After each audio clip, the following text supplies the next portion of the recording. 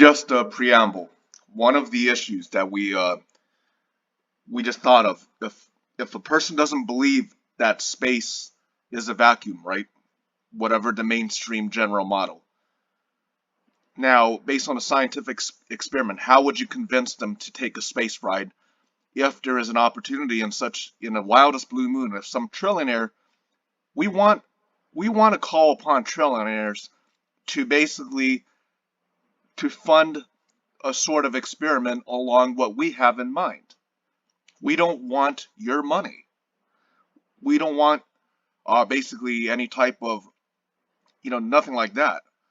But if they can be the basically the supporters of some type of scientific mission, and of course, arrogantly, if such a thing happened, we want it. No false humility about that. But if someone doesn't want, no. If someone doesn't believe space exists, if, for example, there's different disagreements, different models, we are not as familiar with the nuances of models. Is there anyone who believes that within a firmament or dome, that the moon itself could be a geoid solid object, but contained nonetheless within the dome, with different conceptions of how far and wide this dome and firmament really is? But if so, one could still probably envision that there's a way to, within the dome, to pan a basic, simple A camera back on the Earth, and then just see if the damn thing is flat, or if if someone doesn't, if someone thinks there's no way to traverse within the dome, or that's basically, we don't really know the exact model, but nonetheless, for example, if someone believes that no one has even exited basically gone far from the atmosphere, and any such attempts would be catastrophic. Basically, they would collide into something, maybe into the waters, who knows, but nonetheless, there should be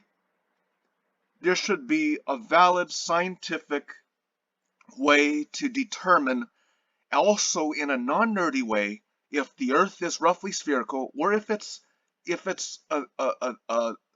like a disc, roughly a disc, a three-dimensional disc with mountains. So let's get into it. Okay, just an ongoing discussion. As it relates to astronomy, we are still going to try to capture images of Venus and Jupiter, mainly opportunistically, as but basically we had a hard time getting installing the mount. Took about 2 hours figuring out how to get that little mount to get on the tripod. Going through those installation instructions, like what the heck? What is this? We're like a 1, 2, 3 type of person. Not this complicated instruction set. Okay, but so anyway, we were watching basically this debate. So respected people, really advanced, intellectual scientific analysis by Nathan Oakley, and also Dave McKagan. Basically, they had a discussion or something, and Dave McKagan points out some scientific features of the moon, and also discuss some mathematics that we previously discussed. For example, of course, a two-dimensional circle on a flat plane, that is 2 dimensions. So we have to be clear on semantics. The Earth and the moon is not a sphere, not a math. Okay, you want to be semantical, pedantic? The moon is not a mathematical sphere. The Globers don't believe the Earth is a mathematical sphere by definition, A mathematical sphere is two-dimensional. You won't have mountains like Sheep Range, the most beautiful mountain on Earth.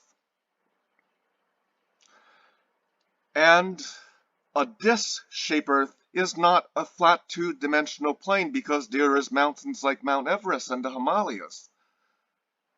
So get that out of the way, that sphere doesn't mean smooth and even. So as one person pointed out, if we focus in on the patterns of the moon over time, now this is obviously general knowledge, but Dave McKagan rightly points out that on basically a roughly sphere, you get the shadows cast differently. So when we focus in on this crater here, you see the shadows are being cast differently, and this is the same thing you see. Sun goes up, sun goes down, different times of day, you get a different type of light and shadow, even as you're hiking the Sheep Range. So we want to bring it down to the level people can understand. Well, that's a little arrogant. We want to bring it down to a way we can understand. We can't go on and debate Nathan Oakley because we just don't have the brains to do so. In terms of mathematics and even general scientific knowledge, we can't debate Nathan Oakley, because if we debate Nathan Oakley, that is like a, you know what you call it, like a oak seed compared to a giant oak tree, and Nathan's the oak tree. Absolutely. So we recognize where our general scientific knowledge is and math is just not up to par. So, and that brings us back to this whole Dear Moon mission concept, right? We just wish there was a way, if you're a trillionaire, upon trillionaire, you can do anything you want. You could probably, in Wall Street, there's this concept of basically, this is not like a mayhem, where, basically mayhem, illegality. Basically, someone like, Musk, he launches a hostile takeover bid. He takes over a company and he changes things around. So we wish there was something like using the same rocket, using the same technology. If there's a mission that would just have the parameters changed so that we can just do raw debates about flat Earth and the spherical Earth, which of course is not a mathematical sphere. If the moon was a mathematical two-dimensional sphere, you would not see any craters, obviously. Correct, right? But since we don't have the general scientific knowledge, it's kind of like wishful thinking, because it's in our opinion, it's the least nerdy concept. If there was some type of privately financed mission where the best of the best of the best can go on it, for example, the best of the best we have in mind would be, in our own opinion, would be Nathan Oakley. And, and then take someone prominent who, is also smart, that doesn't believe in flat Earth. Okay? So the less nerdy thing to do is we can't win any argument talking mathematics and general science. And the best way, in our opinion, this is the least nerdy option. You actually go into space and you put the bloody camera and you point it towards the Earth, the inverse of what we do with the moon. And getting back to planetary astronomy, this is more of an indirect observational method. We want to keep all footage, whether in the craziest, insanest blue moon. If we ever go into space, we want to keep everything raw. So when people do footage of planets, they're going to think, oh, who's this asshole giving recommendations? Our recommendation, anyway, is to keep it raw. No background music, no fancy background music. Just keep it raw all the way. And that's what we think would be a great space experimentation. If you got scientists, basically film. People can say, hey, this film was doctored, this film was doctored. You get that raw footage, okay? That raw footage can be forensically verified. Okay, no fancy dancy techno music or anything like that. You burp, you slurp, you cuss, you pass gas, whether on Earth or into space. You leave that all in that raw footage, right? So yeah, that's the idea. You direct, the least nerdy option. You actually get into space, and the least nerdy option. Hell, you land on the moon. Or look, listen, if a nation state actually built a facility on the moon, we recently had that spy balloon incident. What if they installed a gigantic laser and that laser started shining back down on Earth? You know, that's gonna be pretty damn funny. That's gonna be pretty damn funny. But the way the shadows and the light, it clearly shows the moon is a solid object.